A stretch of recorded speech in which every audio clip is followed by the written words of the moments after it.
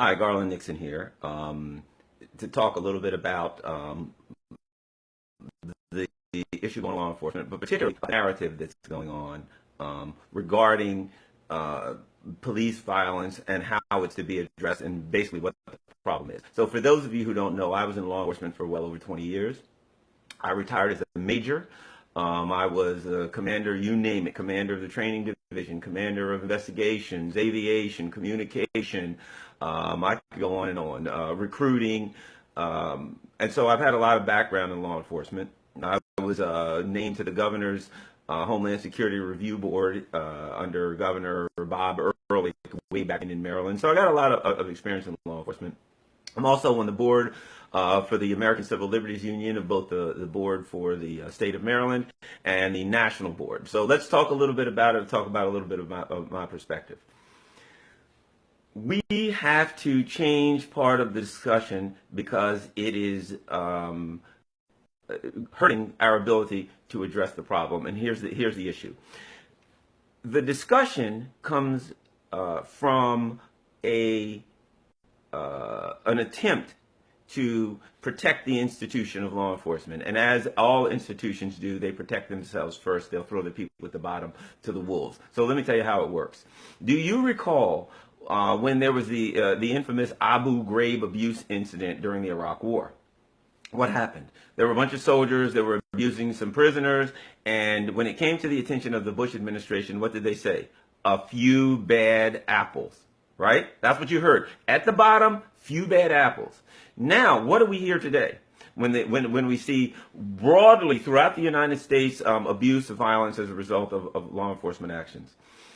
A few bad apples, good cops versus bad cops.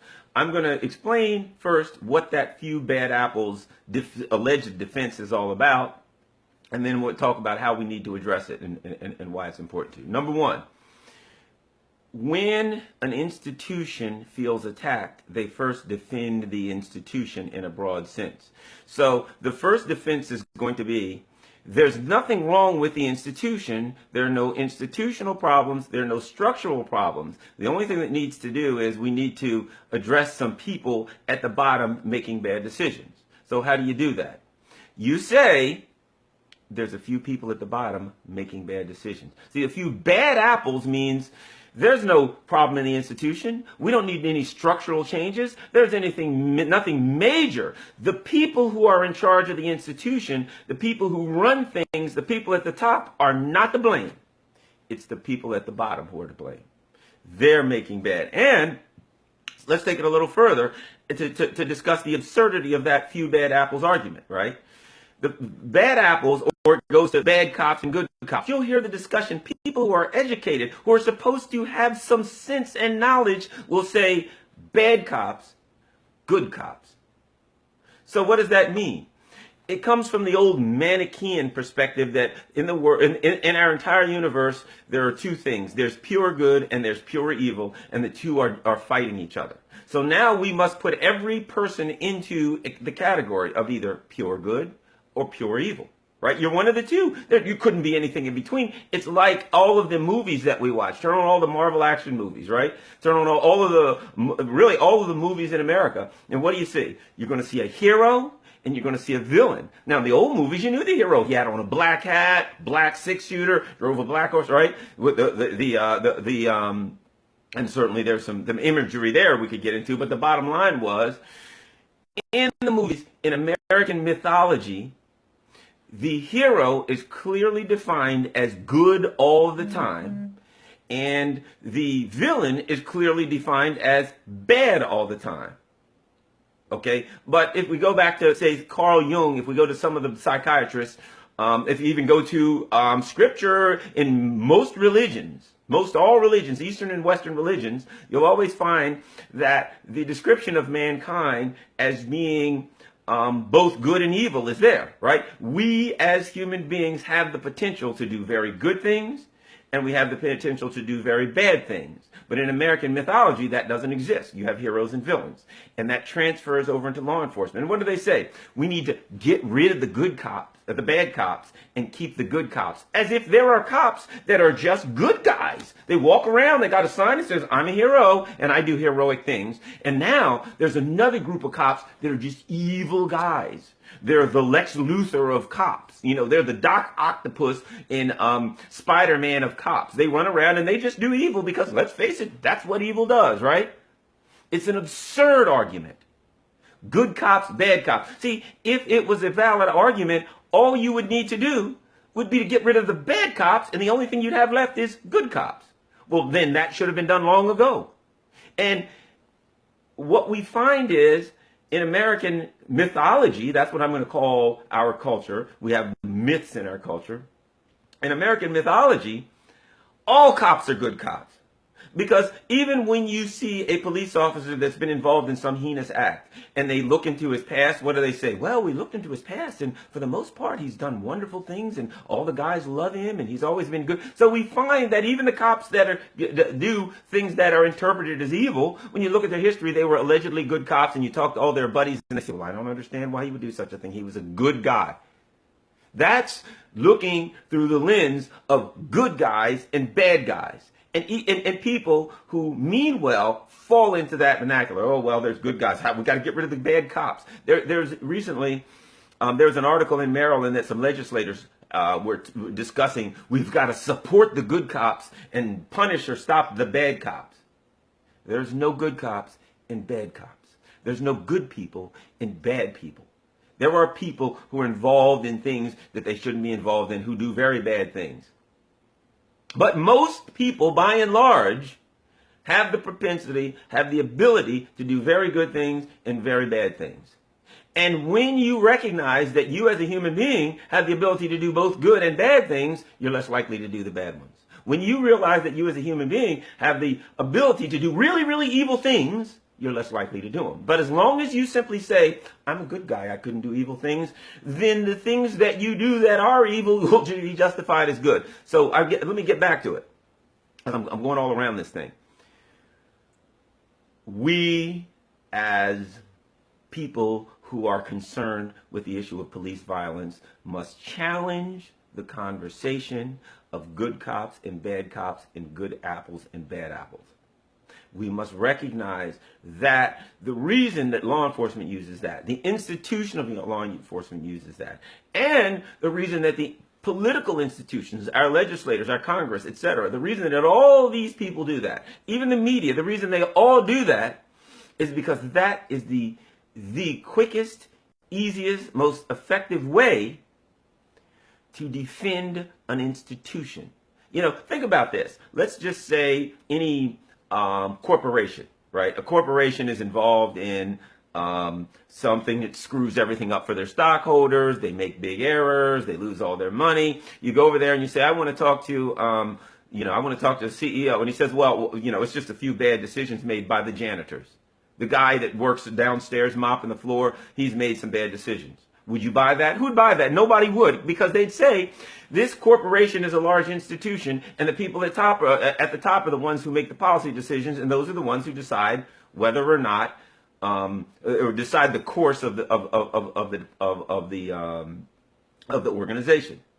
But when it comes to institutions of government, such as police, we allow them to blame the guys at the bottom. That's not saying that these officers are not responsible for their actions. That's simply saying their actions are what they are. What we're asking for, those of us who oppose police violence, are asking for a solution. We're saying we recognize there's a problem. Now we need a solution. The institution says that the problem is bad cops doing it as opposed to good cops. So the solution is to get rid of the bad cops and we'll only have good cops, which means you don't have to do anything as the person who runs the institution. You don't have to say, we got to deal with how we recruit. We got to deal with how we train. We got to deal with how we admit the ambient racism in our society that produces people that become cops and that are racist, have racist attitudes, have racist perspectives when they become cops, that need to be detoxified. This is not about, we get caught up in this too. Law enforcement turns people into this or that. To some extent, when you get into a culture and an institution, yes, it can move a person towards violence or this or that. The issue with racism in law enforcement is an issue with racism in America. Police officers don't come into our society, they come out of it. So when a person is hired as a law enforcement officer, they have a certain level of that toxic racism on them. They bring it with them, black or white, because a black person watches the same movies, they see the same TV shows, they see the same news that tells us that people of color are violent or criminals or et cetera, whatever the case may be. So they're immersed in the same thing, and when they become law enforcement officers, they have some of the same biases, and they're acted out, and they act some of them out in the same way. What we've got to recognize as a solution is when a person is hired as a law enforcement officer, they're kind of detoxified. They're first forced to come face to face with the fact that racism exists in America, that racial biases exist in America, and that they have some of them. Once they become aware of those, then we can address those. But as long as we deny that they're there, and as long as we simply say we allow the institutions to defend the structural problems by blaming it on good cops versus bad cops, then we'll lose. And the only thing that will happen is the institutions will continue to do what they do. The people at the top will continue to say we don't have a problem, and we'll continue to face the same violence and hear excuses. So if you understand that the government is nothing but a big institution, the media is an institution, law enforcement is an institution, and you're up against institutional culture, you understand why. All institutions, look, let's just say CNN, MSNBC, Fox News, all the above, at any of these, they have some major cultural problems there. But let's just say one of their employees does something really horrible. Do you think CNN's going to say, well, we might need to change our culture. We've got some issues here that may have contributed to that environment. No, they're not. They're going to say that was a bad apple. We just had one CNN bad apple, or one MSNBC bad apple, or one Fox News bad apple. They're institutions, and they're going to protect themselves the same way and say we don't need to make any institutional changes, and we don't have an institutional problem. A bad guy. Now, we got left as good guys, so we don't have to worry about that anymore. Well, what we find in law enforcement is everybody is both a bad guy and a good guy. That's the key. And now we have to go to the institutions, and the institutions have to address the fact that in every officer, they got a bad guy and a good guy. One of the ways we can do that, for those of you who watch this video, spread the word, spread the video a little bit.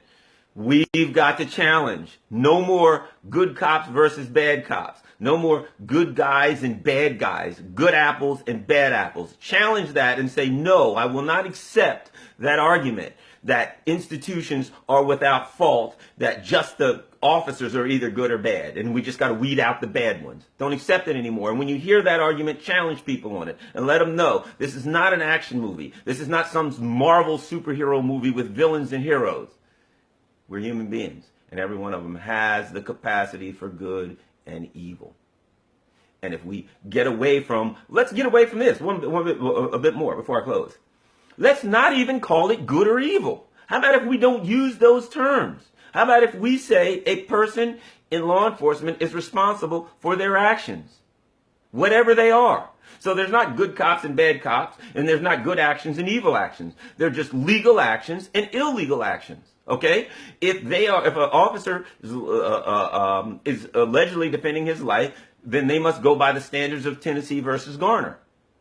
They're standards. They're legal standards. And we say, well, this ain't good or bad. Let's look and see if they're going by the legal standards. Get away from the good and bad stuff. Let me ask you this.